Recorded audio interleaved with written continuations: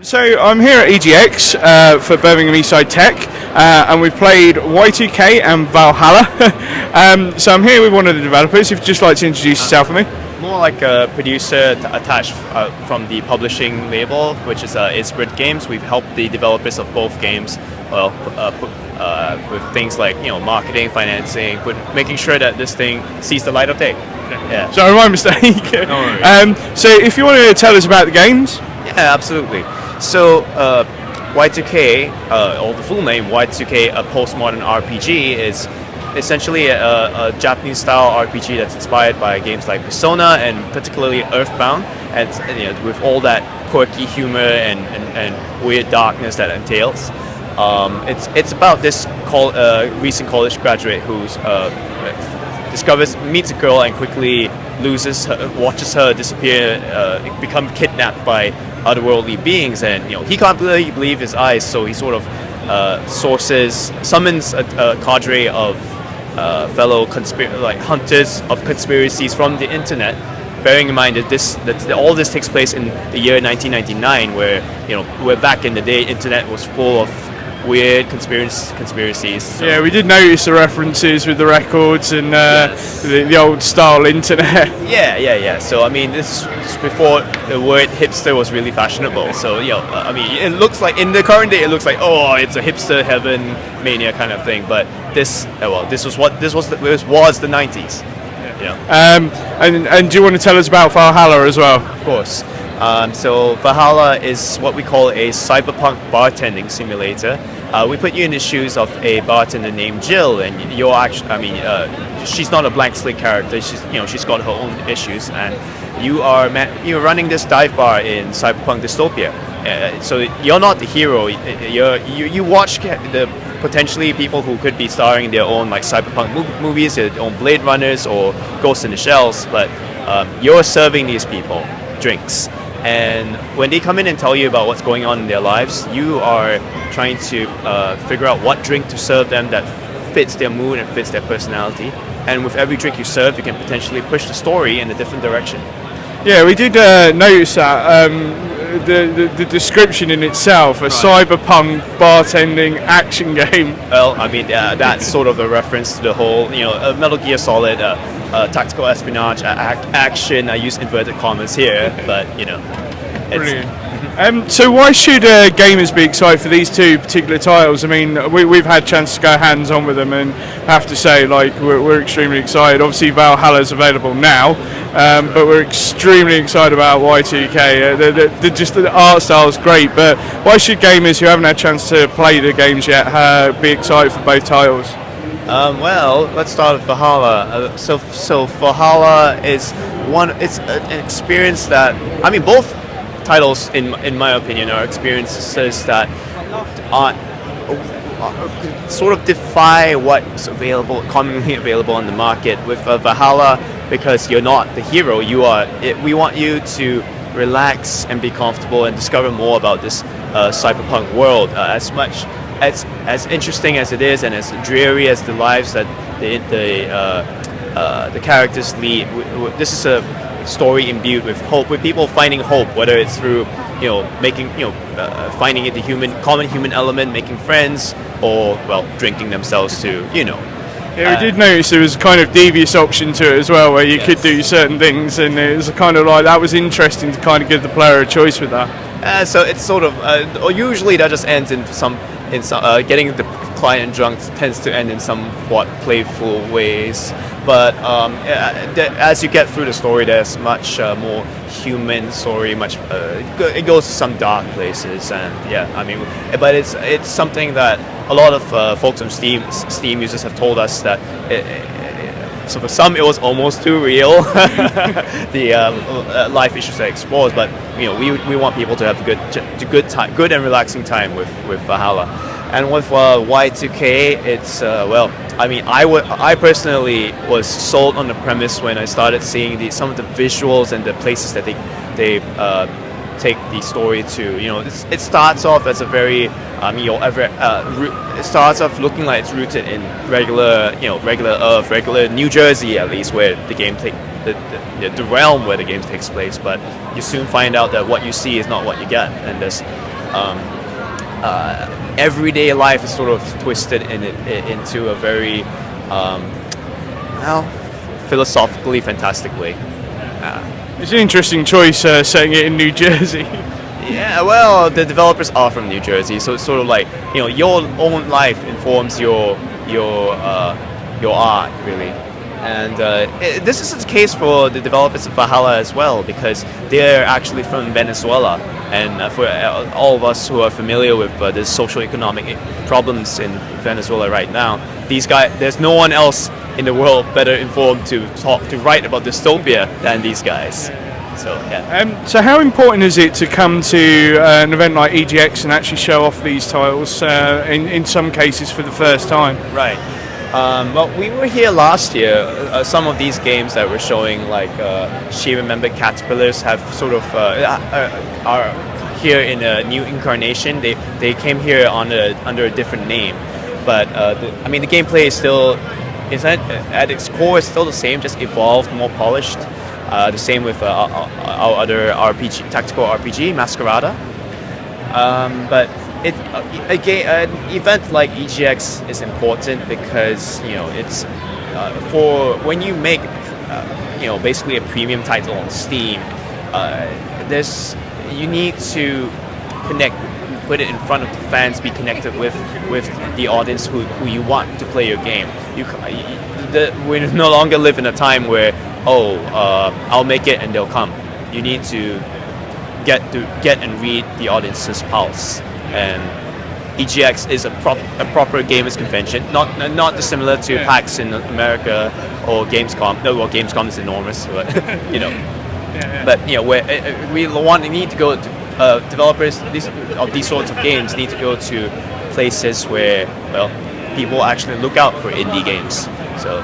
I was going to say, one thing we've noticed going around here is that obviously there are a lot of indie games here, and it's kind of front and centre right when you come in the exhibition halls every day, and the response has been positive regardless of the type of game it is. You've got everything from group mash brawl outs and puzzle adventures, point and clicks, and then obviously you've got your guys' stuff, which is, I would say, is pretty far left field from the norm, to be fair. We often think what we think about the games in our label is that we focus on a unique sort of charm that each of these games presents to the worlds that they build, the characters that live in them. We want to invite players to come in and re-experience and to desire at the end of the day, I want to sit down and relax or discover more about these worlds. And it's not just like I'm having mindless twitchy fun, So I'm going to put you on the spot because we've been here all for the 4 days. So have you had a chance to look around the show floor? I have taken about a 10-minute walk to walk around, but I certainly have not lined up for anything. Is there anything that stuck out for you being here at EGX this year? So stuck out. Well, there's a game over there called Political Animals. It's it's made by two Filipino developers. The game's from. So I'm mildly biased because I'm from Singapore, and Southeast Asian developers don't get enough love. But their game is quite complex, but yet it's cute. It has a very cute cartoon animal characters vying for to stir the pot of dirty politics, and it's quite a charming mix. And I think their publisher is Klifsky. He's pushed out stuff like Democracy 3 and Big Pharma. So I think they'll go quite far, and I've enjoyed what I've experienced of the game. Fantastic. It's been great talking to you. So just before we let you go, where can people find out more information about all the games that you've been displaying? Right. They can come visit our website, Isbrid Games. That's ysbryd.net. You can also check out the individual developers. If you Google some of the titles like Valhalla or VA-11 Hall A. That is not Googleable, but check out the website at waifubartending.com, and you'll be able to get the game right now. Yeah. Fantastic. Thank you very much for your time today. Thank you, sir.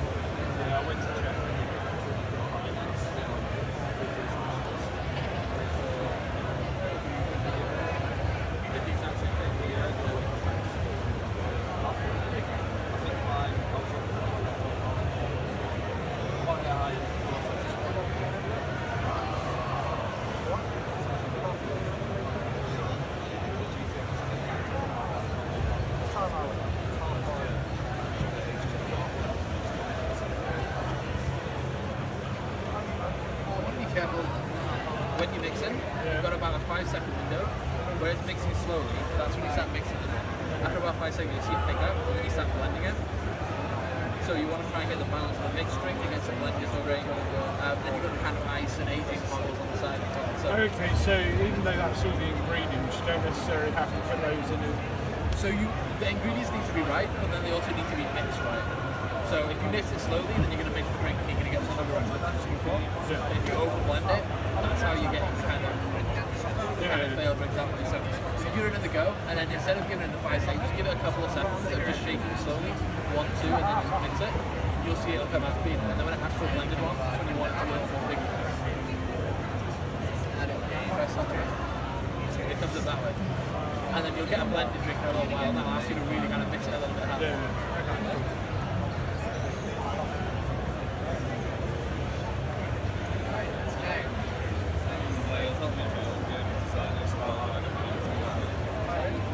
I've got games designed to produce myself, so it'll help me to get a better copy for that, because I'm not going to I really hate that new video there. Like I said, I studied music for 2 years, studied football still, so by the end of it, I was like, yeah, I really want to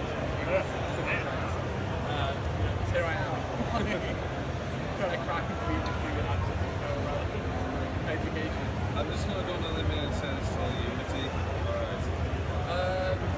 So, this is not like no education. It's quite a lot of indie games do.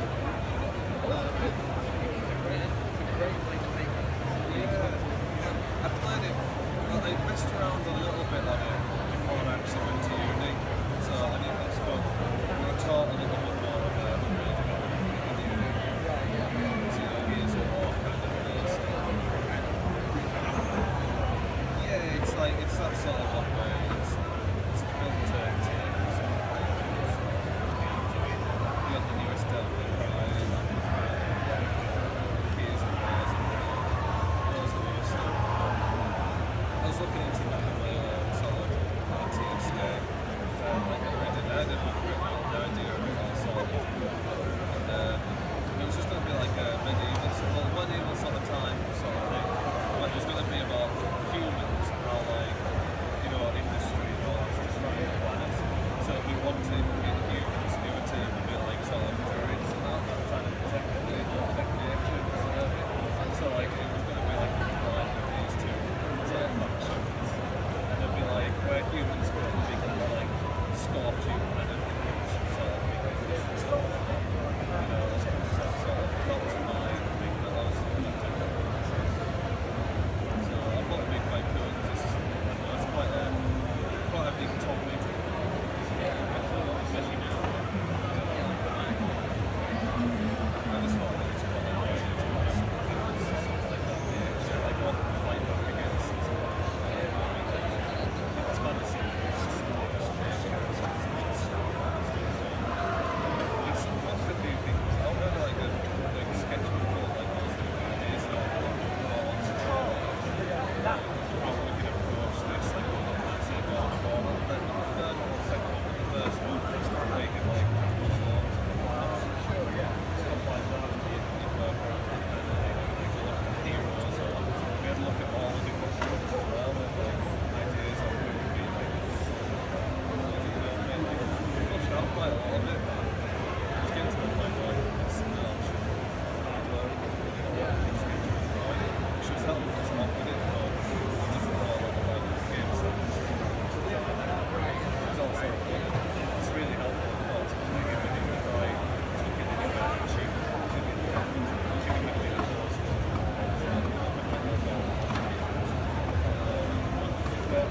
I struggle when I work on the one, like something at once.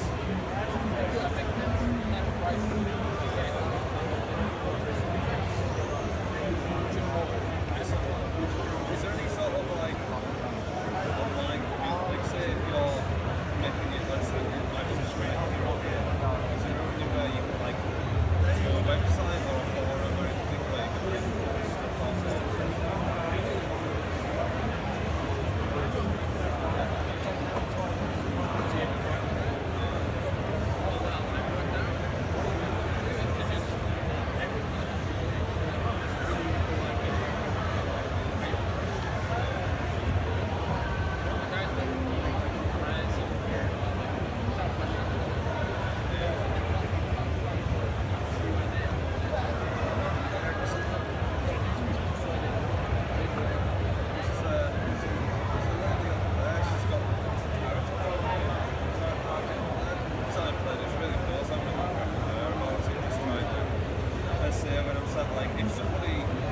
point to me, you design and make me this space of this sort of thing and stuff like that.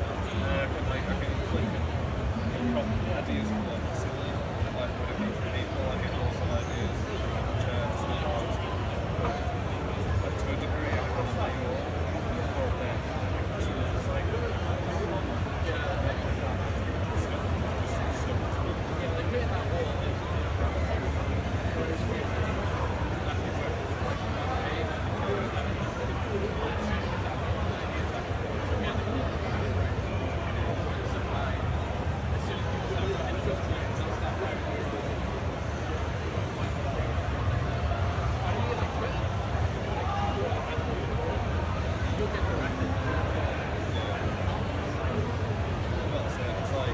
I just think it would be good, like if there was a website for people could, like people who are doing game ideas, post stuff and get feedback to you. You know what I mean? Like, I know what I'm sort of trying to say.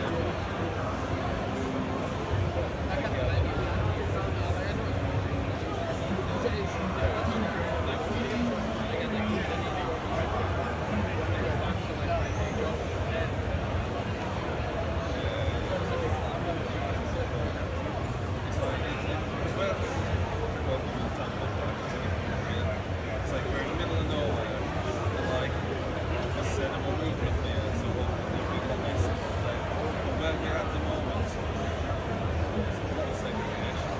Like there's loads of people shut off. It's like clicks and closed doors. It's like you can't get anywhere if you want to go to the people who are all playing the game. So like the D&D people have the indoor, demonstration from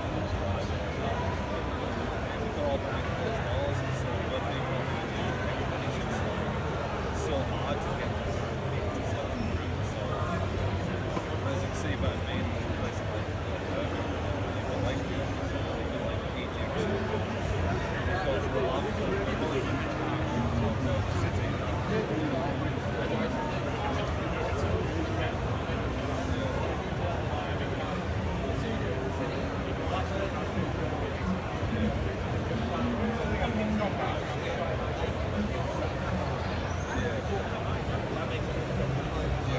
it's like 3 or 4 hours to get to here for every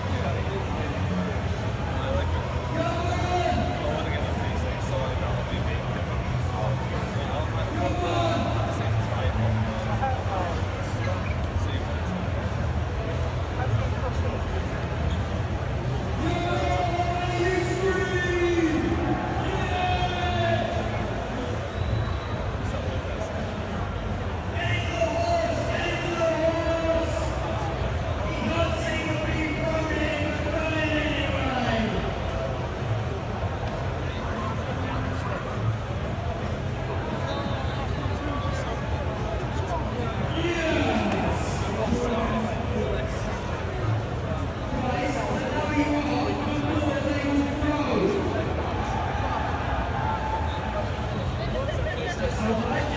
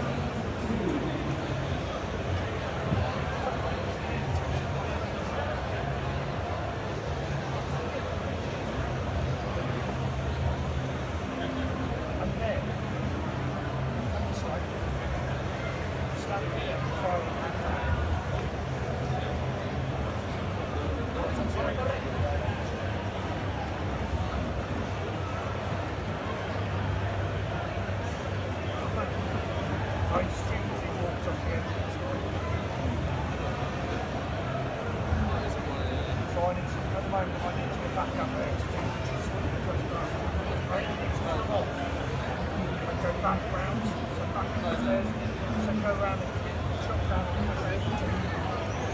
Yeah, it's available now. It's on Steam. It's on there. Pretty good. Codes available. But yeah, I mean, it looks really good. We've got like trends and considering the Steam community. I want to keep playing it if it is out now. Pretty hard. It's out now, yeah, absolutely. Seems like that's like You're right, it's running on my head. You don't need any superpowers. That is another thing. Yeah, so yeah, you can just go through Steam. Steam store. But yeah, it's So I need to go to that.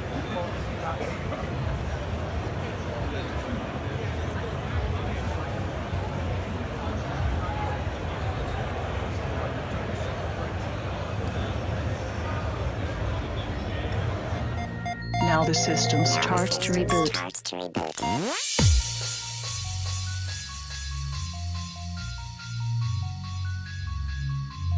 Now the system starts to reboot.